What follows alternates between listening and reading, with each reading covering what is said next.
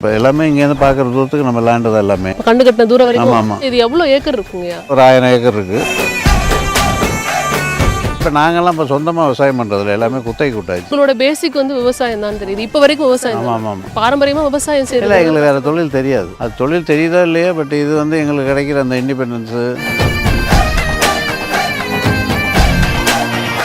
இந்த வில்லிஸ் நிற்குதுங்க. இது இப்போ தான் ஒரு 10-15 நாளைக்கு முன்னாடி வாங்கினது. இதில் ஏ ரேட்டிங் தான் நல்லா இருக்கும்னு நினைக்கிறேன். ஏன்னா உங்களோட அட்டையருக்கும் இந்த காருக்கும் பயங்கரமாக இருக்கும். ராஜ்கிரண் சாரோட ஞாபகம்.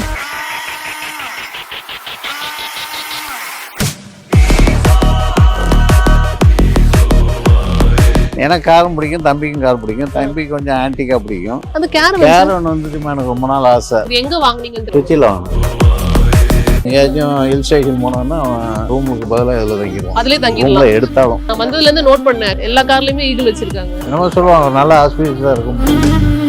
இது அப்பாவோட இடம். உங்களோட டேஸ்ட்டும் அப்பாவோட டேஸ்ட்டும் வேற மாதிரி இருக்கு. இது எல்லாமே காஷ்மீர் வுட். இது பூராமே ஸ்க்ரீன் வந்து நான் மாட்டினது, இல்லாட்டி அதுவும் இருக்காது. இங்கேயும் பாருங்க, எல்லாமே தந்தத்தில் செஞ்ச பொம்மைகள் தான் இருக்கு. நீங்க ஃபுட்பால் பிளேயர்னு நீங்க சொன்னீங்க, நிறைய விளையாண்டுருக்கீங்களா சார்? இல்லை, நான் விளையாண்டுட்டு இருக்கேன். இன்னும் விளையாண்டுட்டு இருக்கீங்க. Feel better, feel young. இப்போ 70 இயர்ஸ் எனக்கு சொன்னால் யாரும் தெய்வம்.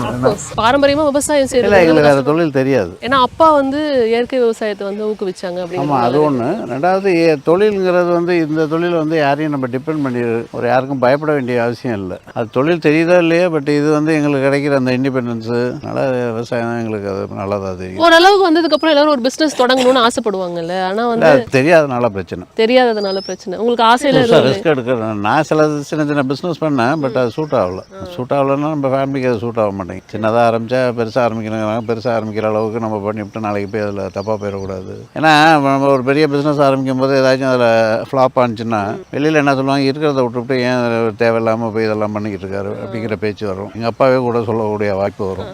அதனால் அது பண்ணலை. விவசாயம்னு வரப்ப அப்போ பண்ணாங்க, ஓகே. இப்போ வந்து நிறைய மாற்றங்கள் வந்துருச்சு. ஆள் கிடைக்க மாட்டாங்க, பற்றாக்குறை, அப்படி நிறைய. அதுக்கு தகுந்த மாதிரி இப்போ நாங்கள்லாம் இப்போ சொந்தமாக விவசாயம் பண்ணுறதில்ல, எல்லாமே குத்தகை கூட்டாச்சு. ஸோ எல்லாமே ஆல்மோஸ்ட் எவ்ரி திங் இப்போ எல்லாமே இங்கேருந்து பார்க்குற தூரத்துக்கு நம்ம லேண்டு தான் எல்லாமே. கண்டு கட்டின தூரம் வரைக்கும். ஆமாம், லேண்டு எல்லாமே நம்மளுக்கு தான். எனக்கு தெரியல இது எவ்வளோ ஏக்கர் இருக்குங்கய்யா? இது ஆக்சுவலாக மொத்தம் அங்கே அந்த டவர் எல்லாம் அந்த பக்கத்தில் டவரோட சேர்த்து கிட்டத்தட்ட ஒரு 600-700 ஏக்கர் இந்த இடத்துல மட்டும். நம்மளுக்கு ஆக்சுவலாக ப்ராப்பர்ட்டி வந்து நிலம் வந்து எங்கள் ஃபேமிலிக்கு 1000 வேலி. 1000 வேலிங்கிறது 6500 ஏக்கர். ஓ, ஓகே. 6500 ஏக்கர். ஓகே. இப்போ வரைக்கும் அதை மெயின்டைன் பண்ணிட்டு இருக்கீங்க. காலேஜில் ஒரு 1000 ஏக்கர் இருக்குது.